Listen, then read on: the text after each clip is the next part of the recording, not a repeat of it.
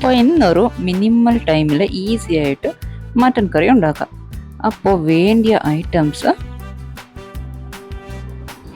Garlic, പിന്നെ coriander leaf, പുതിന leaf, പിന്നെ വലിയ ഉള്ളി, പിന്നെ ജിഞ്ചർ, പിന്നെ ഗാർലിക്ക് ചെറിയതായിട്ട് അടച്ചത്, പിന്നെ കറി ലീഫ്, പിന്നെ മേത്തി കുറച്ച്, പിന്നെ കാന്താരി മുളക് എടുത്തിട്ടുണ്ട്, പിന്നെ ഒരു ഏലക്കി ചെറിയത്, പിന്നെ ഒറ്റ ടൊമാറ്റോ ചെറിയതായിട്ട് കട്ടാക്കി എടുത്തത്.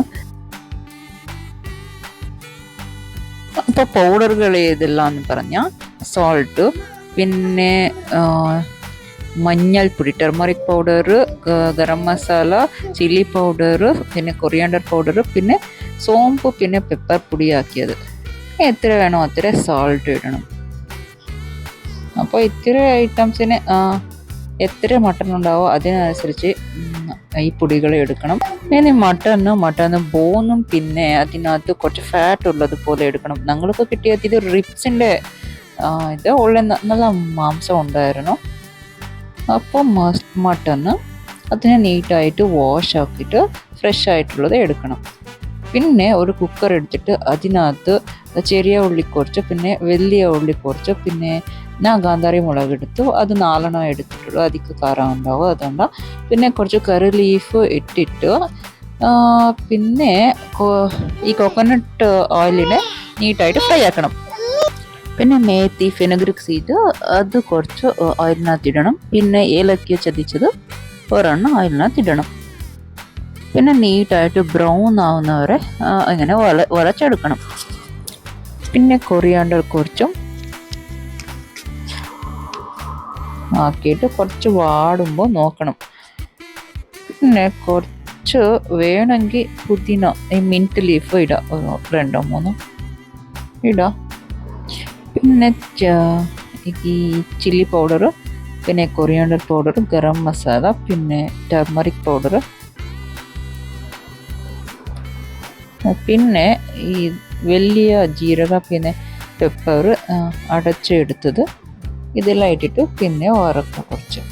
ഇതെല്ലാം നീറ്റായിട്ട് മിക്സ് ആക്കിയിട്ട് ഫ്രൈ ആക്കി, പിന്നെ ടൊമാറ്റോ ചെറിയതായിട്ട് കട്ടാക്കിയത് ഇട്ടിട്ട് അത് വറക്കാം കുറച്ച് നീറ്റായിട്ട്.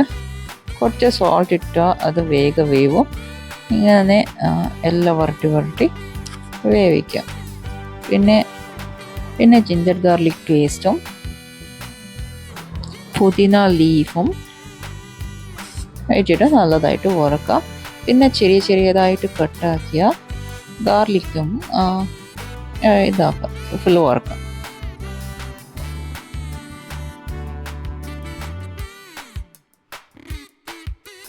ഞങ്ങൾ എത്ര ഇത് ഉള്ളി ഇടുമല്ലോ അത്ര ടേസ്റ്റ് വരും. വേണമെങ്കിൽ കുറച്ചും കൂടെ ഓയിൽ ഒഴിക്കുക, അധികമൊന്നും വേണ്ട. ഈ മട്ടണിനകത്തിലെ ഫാറ്റ് ഉള്ളപ്പോൾ അധികം ഉണ്ടാവും, അപ്പോൾ ഓയിൽ വരും. പിന്നെ നീറ്റായിട്ട് വരട്ടി എടുക്കാം. പിന്നെ മട്ടൺ നീറ്റായിട്ട് വാഷ് ആക്കിയിട്ട് ഇത് വറുത്തതിനകത്ത് ഇടണം. എല്ലാം ഇട്ടിട്ട് നീറ്റായിട്ട് ഇങ്ങനെ സ്പൂൺ കൊണ്ട് എല്ലാം മിക്സ് ആക്കണം നീറ്റായിട്ട്.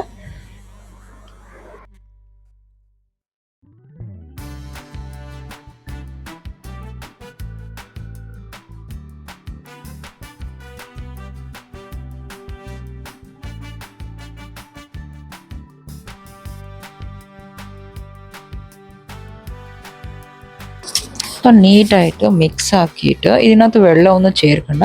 കുറച്ച് സോൾട്ട് കൊടുക്കുക, അധികമൊന്നും സോൾട്ട് ആക്കരുത്, കുറച്ച് സോൾട്ട് ആക്കിയിട്ട് പിന്നെ മിക്സ് ആക്കിയിട്ട് പിന്നെ വെള്ളമൊന്നും ചേർക്കാതെ കുക്കറിൻ്റെ ലിഡ് അടച്ചിട്ട് വേവിക്കണം.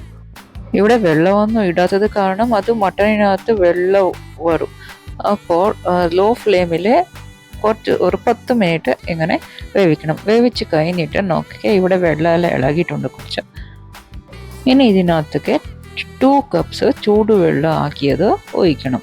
ഒഴിച്ചിട്ട് നീറ്റായിട്ട് മിക്സ് ആക്കി കൊടുക്കണം.